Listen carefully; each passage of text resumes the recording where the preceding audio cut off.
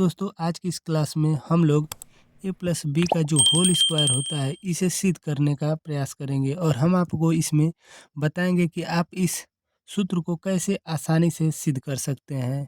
हालांकि अगर आपसे कोई पूछता है कि a प्लस बी का होल स्क्वायर बता दीजिए तो आप तुरंत बता देते हैं कि a square plus 2ab plus B square, या कुछ लोग ये भी कहते हैं कि a square plus B square plus 2ab। आप जैसे कहिए सब सही है, बट अगर कोई आपसे ये पूछ देता है कि आप इसे सिद्ध कर कर बता दीजिए कि ये कहाँ से आया है, तो आप लोग नहीं बता पाते हैं। तो आज की इस वीडियो में हम आपको सिखाएंगे कि आप इसे चुटकियों में सिद्ध कैसे कर सकते हैं। तो चलिए देखते हैं बच्चे। तो देखिए प्यारे बच्चे, ये कहा है कि a प्लस बी का होल स्क्वायर, इसका मतलब क्या है? इसका मतलब ये थोड़ा यहाँ पर समझ लेते हैं। जैसे देखिए ये a है ना, अगर इस a में हम a का गुणा कर दें तो इसे आप क्या कहेंगे?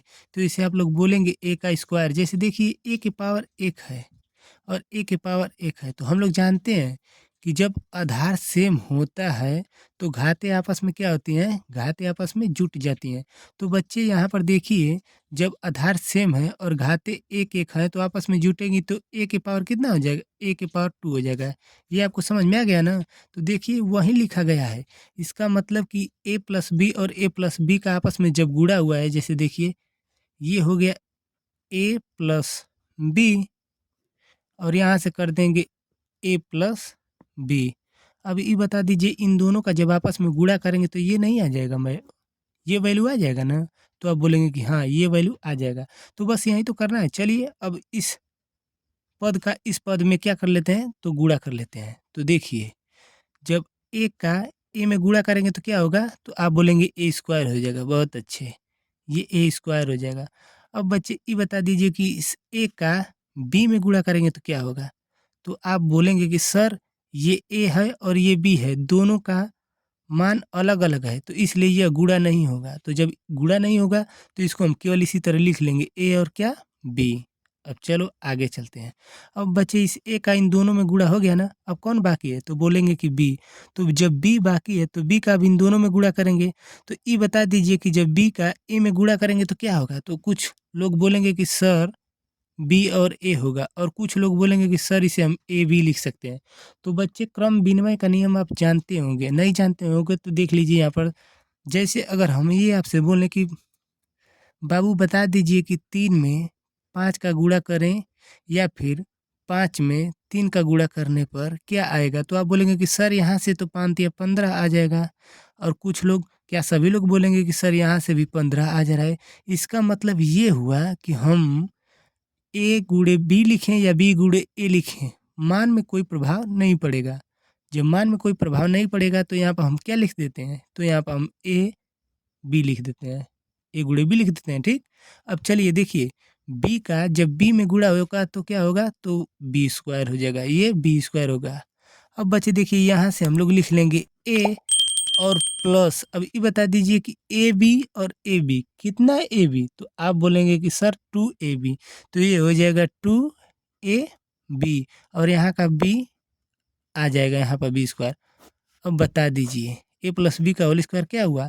तो आप बोलेंगे कि A square plus 2ab plus B square आ गया ना। चलिए आगे देख लेते हैं।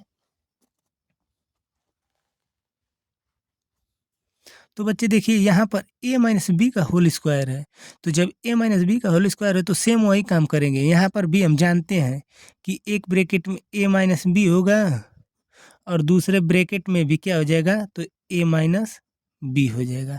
जब इन दोनों का गुणा करेंगे तो इसके ऊपर का एक घात और इसके ऊपर का एक घात, दोनों जुट कर क्या हो जाएंगे? 2 घात।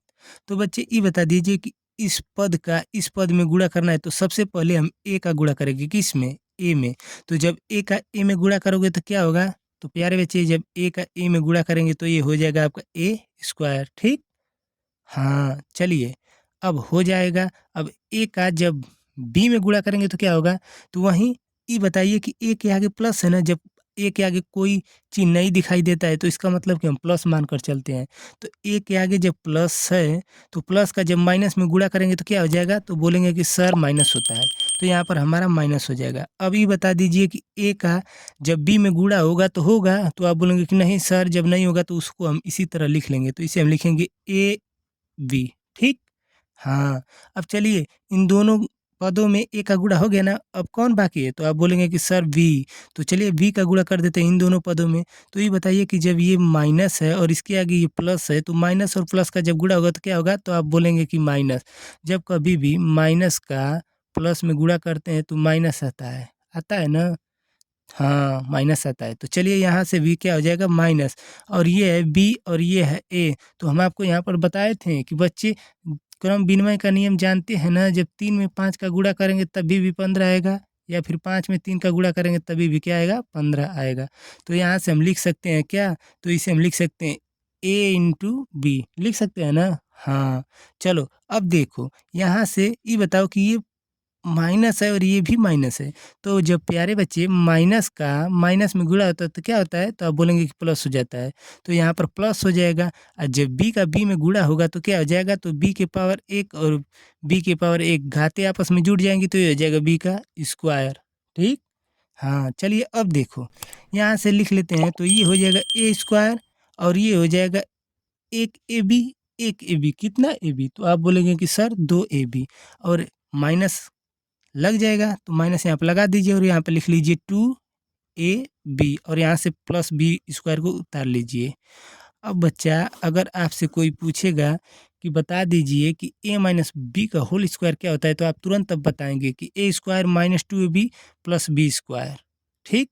तो वीडियो कैसी लगी कमेंट जरूर करें। मिलते हैं नेक्स्ट वीडियो में, तब तक के लिए नमस्कार।